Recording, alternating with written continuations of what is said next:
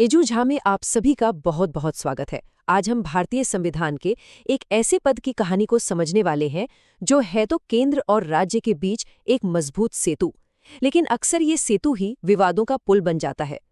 जी हाँ, आज हम बात करेंगे राज्यपाल यानी गवर्नर के पद की।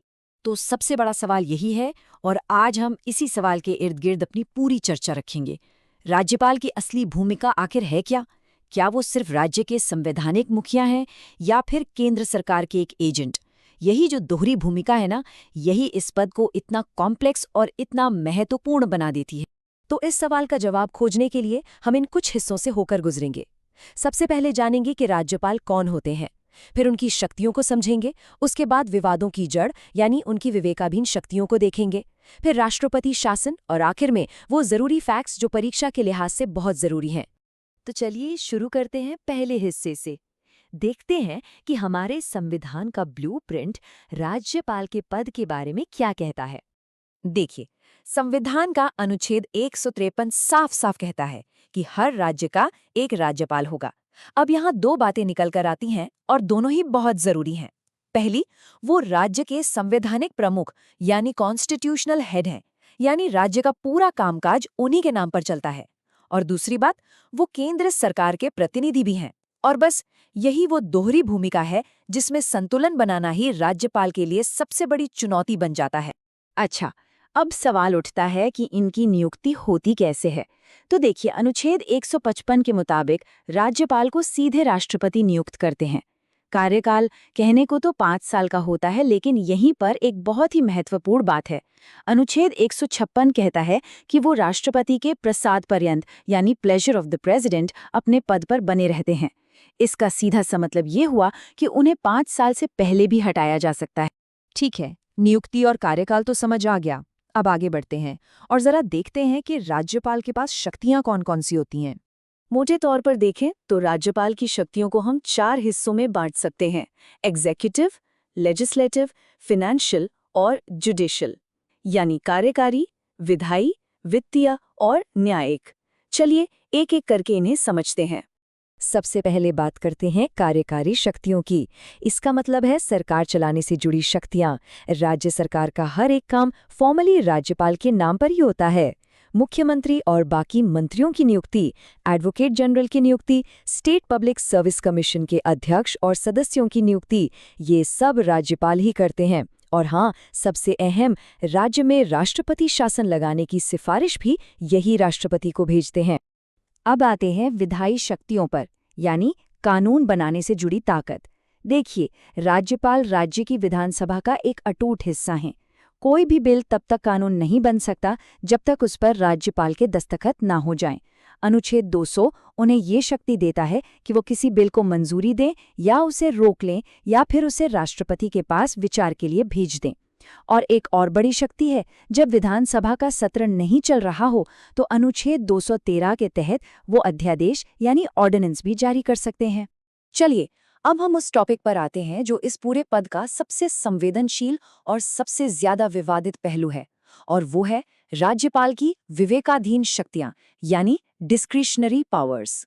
इसको ऐसे समझिए, राज्यपाल 2 तरह से काम करते हैं। एक, जब वो मंत्रिमंडल की सलाह पर काम करते हैं और ज्यादातर मामलों में उन्हें सलाह माननी ही पड़ती है, और दूसरा, जब वो अपने विवेक से, अपनी सूझबूझ से फैसला लेते हैं। और बस, विवाद की असली जड़ यही स्वविवेक वाली शक्तियां हैं। तो ये विवेकाधीन शक्तियां हैं कौन-कौन सी?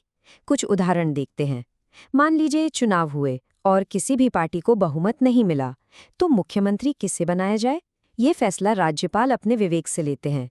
या अगर कोई सरकार विधानसभा में अपना बहुमत खो दे, तो विधानसभा को भंग करना है या नहीं, ये भी उन्हीं का फैसला होता है। और जैसा हमने पहले देखा, किसी बिल को राष्ट्रपति के लिए रिजर्व करना भी उनकी विवेकाधीन शक्ति में ही आता है।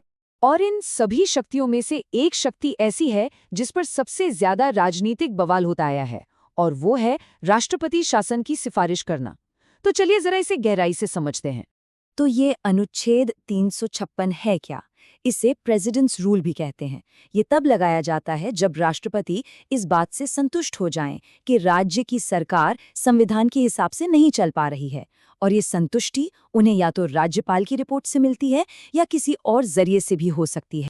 अब राष्ट्रपति शासन लगाने के दो मुख्य आधार हैं और दोनों में फर्क समझना जरूरी है। पहला तो खुद अनुच्छेद 356 है, जो कहता है कि राज्य में संवैधानिक मशीनरी फेल हो गई है, और दूसरा है अनुच्छेद 365। ये तब लगता है जब कोई राज्य सरकार केंद्र के दिए गए निर्देशों का पालन नहीं करती। अब हुआ ये कि इस शक्ति का कई बार राजनीतिक तौर पर गलत इस्तेमाल हुआ और इसी वजह से सुप्रीम कोर्ट को बीच में आना पड़ा और एक ऐसा ऐतिहासिक फैसला देना पड़ा जिसने इस पूरे खेल के नियम ही बदल दिए।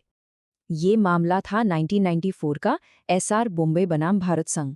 इसमें सुप्रीम कोर्ट ने साफ साफ कहा कि अनुच्छेद 356 कोई आम शक्ति नहीं है, ये एक चरम शक्ति है और इसका इस्तेमाल तभी होना चाहिए जब सारे रास्ते बंद हो जाएं, यानी एक अंतिम उपाय के तौर पर।